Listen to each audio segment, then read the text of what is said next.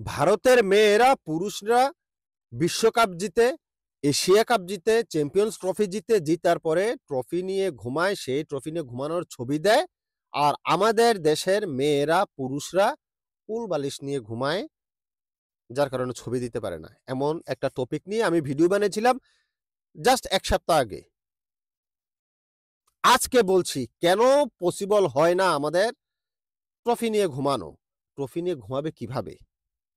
যৌন নির্যাতন করা হয় আমাদের দেশের মহিলা প্লেয়ারদেরকে, নারী ক্রিকেটারদেরকে যৌন অত্যাচার করা হয়। যৌন অত্যাচার, ইপটিজিং, হ্যারাসমেন্ট যা যা আছে ভাই, বিছানায় ডাকা হয়।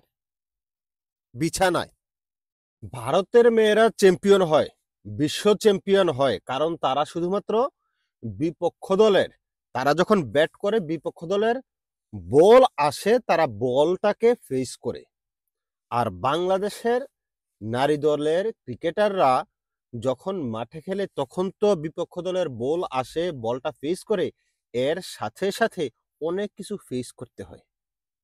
শুধু বল তেড়ে আসে যে তার দিকে না, আমাদের নির্বাচক মণ্ডলী এবং আমাদের যারা কোচ আছে তাদের শরীরের অনেক অঙ্গ প্রত্যঙ্গ, সরি টু সে, তাদের শরীরের অনেক অঙ্গ প্রত্যঙ্গ ওই নারী ক্রিকেটারদের দিকে এগিয়ে যায়। একটু শুদ্ধ মানে ভদ্রভাবে বললাম আর কি, আপনারা বাকিটা বুঝে নেন। বিস্তারিত সম্পূর্ণ ভিডিওটা দেখতে হবে। আমাদের দেশের নারী ক্রিকেটারদেরকে যৌন হয়রানি করা হয়, যৌন নির্যাতন করা হয় এবং ইপটিজিং করা হয়। ইপটিজিংটা আসলে একেবারে সাধারণ তাদের জন্য, যা মানে অলরেডি ভাইরাল হয়ে গেছে, যা যা করছে। ইপটিজিং শব্দটা মনে হয় অনেক ছোট। তো বাংলাদেশ ক্রিকেট দলের সাথে, নারী ক্রিকেট দলের সাথে কি কি হয় এই ভিডিওতে আমি আলোচনা করব। ভিডিওটা একটু বড় হবে। লাস্ট কিছুদিন ধরে আমাকে অনেকেই কমেন্ট করছে, আমাকে অনেকেই ফোন দিয়েছে, ভাই দেশে এত কিছু পরিবর্তন হচ্ছে খেলাধুলার, বিসিবি নতুন গঠন হলো, তারপরে আমিনুল ইসলাম বুলবুল আসলো, তারপরে মেয়েদের ক্রিকেটের যে ধরনের কথাবার্তা ফাঁস হলো, বাংলাদেশে জাহানারা আলম আমাদের আগের যে ক্যাপ্টেন ছিল সে যে ধরনের ইন্টারভিউ দিয়েছে এগুলো নিয়ে কিছু বলেন, কিংবা ওই যে বাংলাদেশের জ্যোতি যে যে মানে রানিং যে ক্যাপ্টেন মহিলা দলের, তাকে নিয়ে অনেক ধরনের কথা হয়েছে, এগুলো নিয়ে মুখ খুললেন। তো আমি আসলে ওদিন কথা বলি নাই। কেন বলি নাই? আমি একজন স্পোর্টস বিশ্লেষক। আমি অ্যানালাইসিস করতে পছন্দ করি খেলাটাকে, ধুলাটাকে না। বাংলাদেশ বলেন বা বহির্বিশ্ব বলেন, যখনই আমি বিশ্লেষণ করি সেটাকে, খেলাটাকে বিশ্লেষণ করি, খেলাটাকে অ্যানালাইসিস করি, বাট ধুলাটাকে না। তো বাংলাদেশে তো আসলে ধুলাটাই বেশি হয়, যার কারণে ওইগুলো নিয়ে বানাই নেই।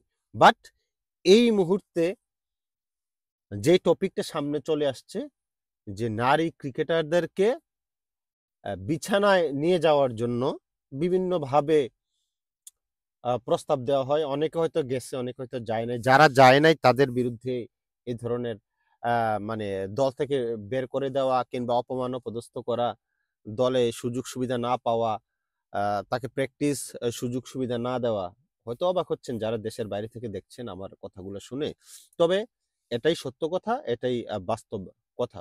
সম্পূর্ণ কিছু জানতে সম্পূর্ণ ভিডিওটা দেখবেন কাইন্ডলি, হ্যাঁ? একটু টেনে টেনে দেখলে বুঝবেন না, বা ২-১ মিনিট দেখলে বুঝবেন না। সাদাকে সাদা, কালোকে কালো বলিব, সাদাকে কালো, কালোকে সাদা বলিতে পারিব না, আর আইসক্রিম ব্যতীত কারো পা চাটিতে পারিব না। Hello viewers, it's me Roni bro, welcome to another new video. কথা বলছিলাম বাংলাদেশ দলের, বাংলাদেশ ক্রিকেট দলের ধুলাকে নিয়ে, খেলাকে নিয়ে নয়।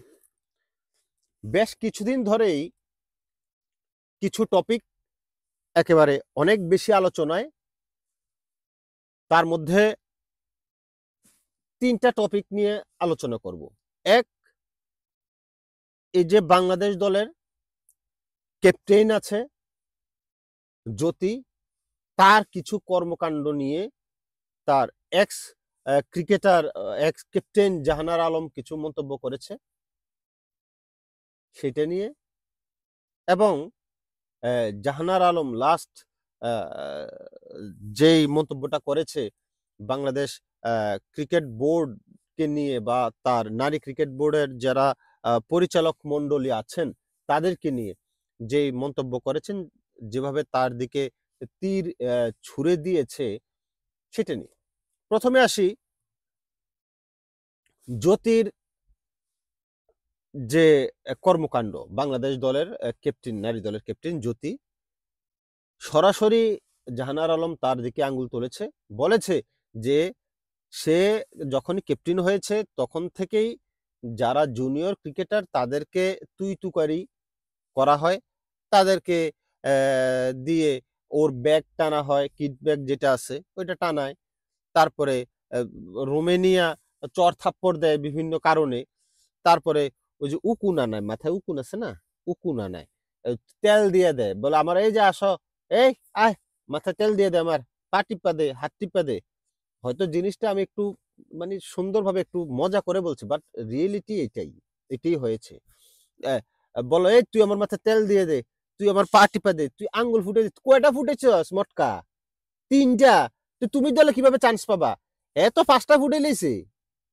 নেক্সট টাইম তুমি আপু তুমি ওপেনিং করবা, তুমি ভালো, মটকা কয়টা ফুটেছে? 5টা। আর তুমি 3টা ফুটেছো, তুমি দলে জায়গা পাইবা? আর এই যে এই শারমিন, তুমি কোন কয়টা আনছো মাথা থেকে? আমি তো 10টা আনছি। Thank you, good. এই যে ঋতুমণি, তুমি কয়টা আনছো? আমি 4টা। এই বাট তুই দ্বাদশ প্লেয়ার হিসেবে থাকার কোনো তোর ইয়া নাই। 10টাও কোন আনছে? দলের সুযোগ কে পাবে? যে 10টা কোন আনছে সেই তো। তুই কোন আনছ 4টা, তুই কোন এক করলে তুই দলে খেলার সুযোগ খুঁজস? তুই মাঠে পানি নিয়ে যাবি 4টা আনছস দেখে। আর তুমি কয়টা আনছ? স্বর্ণা, আমি 2টা আনছি। তুমি মাঠে ঢুকবা না, খবরদার। তুমি আমার মাথা থেকে মাত্র 2টা কোন আনছ, তুমি পানি টানার যোগ্যতা রাখো না, মাঠেই ঢুকবা না। বেনি করে দাও, এই চুলটা বেনি করে দাও। এই হচ্ছে জ্যোতির কর্মকাণ্ড। যারা জুনিয়র ক্রিকেটার তাদেরকে নিয়ে সে এগুলা করত। তার রুমে ডাকতো, রুমে ডাকার পর তার মাথায় তেল দিয়ে দিত, গায়ে তেল দিয়ে দিত, শরীর টিপাইতো, মাথায় থেকে উকুন আনতো। কথাটা আসলে একটু মানে অবাস্তব বা একটু হাস্যকর মনে হইলে এটাই বাস্তব, এটাই হয়েছে। এবং তার কথা মতো না শুনলে তাকে রুমে নিয়ে চর থাপ্পড়ও দিয়েছে জ্যোতি, এটাও প্রমাণ আছে, লাথি দিয়েছে, চর থাপ্পড় দিয়েছে। আপনারা হয়তো অনেকেই যারা নারী বিশ্বকাপটা দেখেছেন, বাংলাদেশের খেলা দেখেছেন, উইকেট কিপারের পিছনে তার যে ভূমিকা ছিল সেটা নিয়ে যারা কমেন্ট্রি করছিল তারাও কিন্তু বলছিল যে এটা কোন ধরনের, প্রতি বলে বলে বলে বলে প্লেয়ারদেরকে সে বলে দিচ্ছে এটা করো, এই এটা করস না কেন, এভাবে কর, এটা কর। মানে সে একসাথে প্লেয়ার, তারপরে আপনার ক্যাপ্টেন, টিম ম্যানেজমেন্ট, কোচ, সবকিছু সবকিছু। তো এটা আসলে যারা টিভি সেটে খেলাটা দেখেছেন তার আচরণ দেখেছেন। তো দলে সে একজন কোরাম মেনটেন করে, তার সাথে যারা যারা আছে 4-5 জনকে নিয়ে, ওই যে নাহিদা আছে, আরো ঋতুমণি আছে, স্বর্ণা আক্তার, এই কয়েকজনকে নিয়ে সে কোরাম সিন্ডিকেট তৈরি করছে, তাদেরকে সে খেলাবে। তারা ভালো করলেও খেলাবে, তারা খারাপ করলেও খেলাবে। দেখবেন যে মারুফা বাংলাদেশের পেস বোলার, তাকে 3 ওভার 4 ওভার বেশি বল দিত না। উইকেট পাইছে প্রথম দিকে, তারপর তাকে দিয়ে কখনো 10 ওভার শেষ করায়নি। অনেকগুলো কারণ আছে। তো এই হচ্ছে তার অবস্থা, বাংলাদেশ দলের ক্যাপ্টেন। তো তাকে নিয়ে এই কথাগুলো কে বলেছে? বলেছে এক্স ক্যাপ্টেন জাহানার আলম। তিনি এখন অস্ট্রেলিয়াতে আছে, যার কারণে সেইখান থেকে কালের কণ্ঠকে একটা ইন্টারভিউতে সে এটা ক্লিয়ার করছে যে বাংলাদেশ দলে এই হয়, বাংলাদেশ দলে এই হয়, যার কারণে আমাদের রেজাল্ট ভালো আসে না। এই হচ্ছে আমাদের বাস্তবতা, এই হচ্ছে আমাদের ক্রিকেট। এরকম সিস্টেম কোথাও নাই। আমার কাছে মনে হয় যে ইন্ডিয়া তো আমি দেখি নাই, অস্ট্রেলিয়া তো দেখি নাই, তাহলে ইন্ডিয়া বিশ্বকাপ হতো না, বিশ্বকাপ জিততে পারতো না। তো এই গেল গুরুতর আলোচনা জাহানারা আলমের কথা ধরে বাংলাদেশ দলের অধিনায়ক জ্যোতির কথা। এখন আসি যে যৌন অত্যাচার করা হতো বাংলাদেশ এবং করা হয় বাংলাদেশ দলের নারী ক্রিকেটারদেরকে নিয়ে। গতকাল বাংলাদেশের সাংবাদিক ইউটিউবার রিয়াসাদ আজিমের কাছে একটা সাক্ষাৎকার দিয়েছে জাহানারা আলম। তিনি অভিযোগ করেছেন যে 2023 সালে 24 সালে যখন সে খেলতো তখন তাকে বাংলাদেশ দলের যে ম্যানেজার ছিল মঞ্জুরুল ইসলাম মঞ্জু, বাংলাদেশ দলে সে একসময় খেলেছিল। মঞ্জু পেস বোলার ছিল, আপনারা হয়তো তাকে চিনেন। তো মঞ্জু কর্তৃক কিংবা বাংলাদেশ দলের ম্যানেজমেন্টে আরো কে যেন নাম ছিল, তাওহিদ, বাংলাদেশ দলের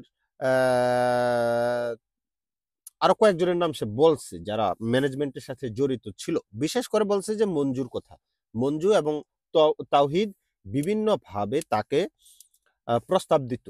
কি প্রস্তাব দিত? প্রেমের প্রস্তাব না, মানে কুপ্রস্তাব দিত আর কি, বিছানায় টানতো। তো এটা তো আপনারা বোঝেনি। এবং যখন প্র্যাকটিসের সময় প্র্যাকটিস করতো, গিয়ে এইভাবে ধরতো আর কি, মনে করেন পিছন দিয়া হাতের এইখানে, কি গো আসেনি ভালো, এমনি টিপ টিপ দিত আর কি হাতেরটাতে আর কি। আমি হাত টাত বলছি, আমি এত কিছু আসলে আপনারা বুঝে নেবেন। তো প্র্যাকটিসের সময় তাকে এভাবে নির্যাতন করা হতো এবং বলতো কিরে আমার সময় দিবি না। তো বিভিন্ন ভাবে তাকে হ্যারাসমেন্ট করত এবং অনেক সময় তাকে বলা হচ্ছে মেয়েদের যে মান্থলি যে ইয়েটা হয়, কিরে তোর 5 দিন পার হয়েছে, তোর কিরে তোর কয়দিন চলে, তোর কয়দিন চলে? তো সে বলছে, উত্তর বলছে, ভাইয়া আমার তো 5 দিন রানিং। এতদিন আর থাকে নাকি? এতদিন হয় নাকি?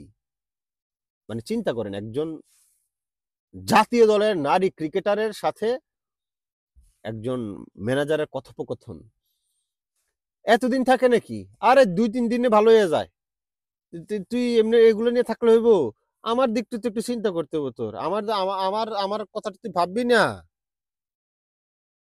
তোর কথা কি ভাবতো? কি ভাবতো তোর কথা?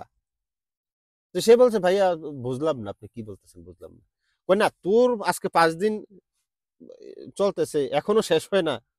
কেন শেষ হয় না? মানুষের তো 3 দিনে শেষ হয়, অন্য মেয়েদের। তোর কেন 5 দিনে শেষ হয় না?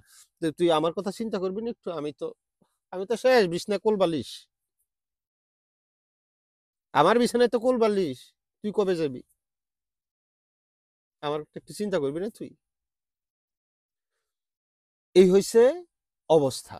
এবং তাকে বিভিন্নভাবে বিভিন্ন লোকজন দিয়ে কুপ্রস্তাব দেওয়া হতো, তাকে বিছানায় টানা হতো, টানার হতো, সরি সরি মানে ভুলে গেছে, সংসারে মন নাই, বিছানায় টানার জন্য তাকে রিকোয়েস্ট করা হইতো। তো যখন সে ফিরিয়ে দিয়েছে বারবার, তখন তার সাথে বাজে ব্যবহার করা হয়েছে অনেকবার।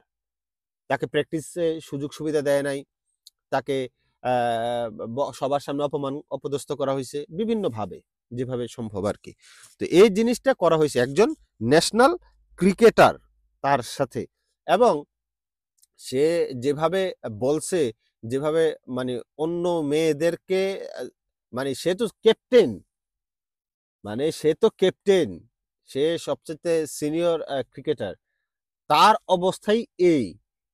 জুনিয়র যারা নতুন যোগ দেয় তাদের কি অবস্থা? এই জন্য আমি ভিডিও শুরুতে বললাম যে ভারতীয় নারী দল বিপক্ষ দলের বোলারদেরকে ফেস করে, বলকে ফেস করে, বল শুধু তেড়ে আসে ব্যাটসম্যানের দিকে। আর আমাদের নারী ক্রিকেটারের দিকে শুধু বল না, নির্বাচক মন্ডলী কিংবা কোচ যারা আছে তাদের বিভিন্ন অঙ্গ প্রত্যঙ্গ তেড়ে আসে। মানে এই টপিকটা নিয়ে কথা বলতে হবে। আমরা তো মানে আমরা মানুষ তো একটু কি বলে, সব কথা তো আর সরাসরি বলা যায় না। হ্যাঁ, সবকিছু আমি জানি, আপনি জানেন কেমনে কি কিভাবে কি হয় জানি, কিন্তু সব কথা তো মুখে বলা যায় না। আমাদের তো মুখে আটকায়, লাজ লজ্জা বলতে কিছু আছে। কিন্তু একজন মানে ক্যাপ্টেন, তার সাথে যদি এমন হয়, জুনিয়র প্লেয়ার যারা আছে তাদের সাথে কি না হয়। এবং এই কথা যখন কালকে ভাইরাল হলো, এখন কি অন্যান্য বাবা মা যারা আছে, যাদের সন্তানদেরকে দেওয়ার চিন্তা করছে ক্রিকেটে, তারা কি নিরাপদ? তারা কি দিবে? যে আমার মেয়ে তো আমি কার কাছে দিব, সেই তো নিয়ে যাবে। আমি মুরগি যে মুরগির ঘরে রাখবো, ঢুকাবো, মুরগির ঘরে তো খাইয়ে ফেলতেছে, বেড়াই তো ক্ষেত খাইয়ে ফেলতেছে। আপনি ক্ষেত বেড়া দিলেন যেন গরু ছাগল না ঢুকতে পারে, কিন্তু যেই বেড়া দিছেন সেই তো খাইয়ে ফেলতেছে ক্ষেত। যার কাছে যারে আপনি চিন্তা করছেন যে আটকাবে আপনার গরু ছাগল, সেই খাইয়ে ফেলতেছে। বিসিবির লোকজনই তো খাইয়ে ফেলতেছে। 3 বছর আগের কথা, তখন ছিল আওয়ামী লীগ সরকার, শেখ হাসিনার আমল। যাক, আমি রাজনৈতিক ভাবে এটা বলছি না, কিন্তু ওই গভর্নমেন্টের সময় ছিল, তখন নাজমুল হাসান পাপন বিসিবির প্রেসিডেন্ট ছিল, এবং সে সরাসরি বলেছে যে এই অভিযোগ সে বিসিবিতে জমা দিয়েছিল কয়েকবার। দেওয়ার পরে বিসিবি 2-1 বার ডাইকা তারে বুঝাই দিছে, এই এমন করিস না। 2 দিন সে ভালো ছিল, এরপর দিন আবার সেম। নারী ক্রিকেটারদেরকে হ্যান্ডশেক না করে বুকে জড়াই নিত, বুকের সাথে বুকটা লাগা, তুমি আমার কলিজার বোন কইয়া। এই অবস্থা, গায়ে হাত দেওয়া ছাড়া কথাই কয় না। হাত তো মানে নর্মালি তো দেয় সবাই, কাঁধে হাত দেয়, ভরসার হাত। সেইটা ভরসার হাত না, কাঁধের এদিক দিয়ে হাতটা আইসে এমনি এসে মনে করে কি কেউ আসেনি ভালো, হ্যাঁ কি যা করো। এই এই অবস্থা। বিসিবির উচিত তাদেরকে ডাকানো, তাদেরকে আইনের আওতায় আনা, তাদেরকে আইনের আওতায় এনে বিচার করা। এখন আর সুযোগ নাই। কিছুদিন আগে জাহানার আলম যখন যে জ্যোতিকে নিয়ে এই আলোচনাটা করেছিল, তখন বিসিবি জাস্ট উড়িয়ে দিয়েছে কথাগুলো, না এটা সত্য না, এটা কোনো সত্যতা নাই, মিথ্যা, আপনারা আমলেই নেন নাই। আজকে যখন জিনিসটা ভাইরাল হয়ে গেছে, এই ভিডিওটা ভাইরাল হয়ে গেছে যে যৌন নির্যাতন করে, তখন বিসিবি উঠে বসে লেগেছে।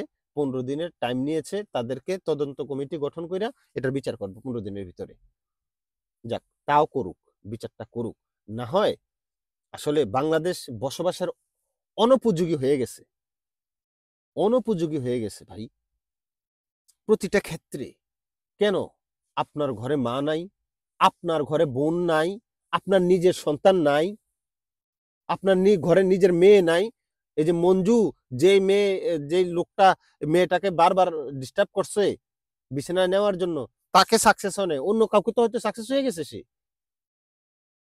তোর ঘরে মেয়ে নাই, তোর না 2টা মেয়ে আছে, তোর মেয়ে এগুলার যদি অন্য আরেকজন নেয় এমনি, তোর বউ আছে না, তুই এখন কেমনে বাঁচা রইছস? তুই ফাঁসি দিয়ে মরে যাস না কেন? বাংলাদেশের মানুষ, সারা ওয়ার্ল্ডের মানুষ এই কথাটা জানছে, তুই তারে বিছানায় ডাকতেছস, বিছানায় ডাকতেছস। বাংলাদেশে দৌলদি আছে না, যৌনপল্লী, ওইখানে যা। তোর এতই যদি তোর কুরকুরুনি ফুরফুরুনি থাকে, তোর ঘরে বউ আছে না, বউয়ের কাছে যা, নাইলে দৌলদিয়া যা, যৌনপল্লীতে যা, প্রস্টিটিউট গার্ল খোঁজ। নারী দলের ক্রিকেটারকে তোর কেন ডিস্টার্ব করতে হবে? পাপ কখনো বাপকেও ছাড়ে না, মনে রাখিস, তোর সাথে এটা হবে, তোর ফ্যামিলির সাথে কারো না কারোর সাথে এটা হবে। এই হচ্ছে বাংলাদেশের ক্রিকেট, এই কারণে বাংলাদেশের ক্রিকেট এগোতে পারে না। আর আমরা হব চ্যাম্পিয়ন, আমরা খেলবো ভারতের সাথে, আমরা খেলবো অস্ট্রেলিয়ার সাথে, আমরা পারবো তাদের সাথে। কেন পারবো? বললাম না, বলের সাথে সাথে অনেক কিছু তেড়ে আসে আমাদের মেয়ের দিকে। বল সামলাবে না এগুলো সামলাবে? কঠিন বিচার চাই, জেলে দেখতে চাই, জেলে ওদেরকে আমি জেলে দেখতে চাই।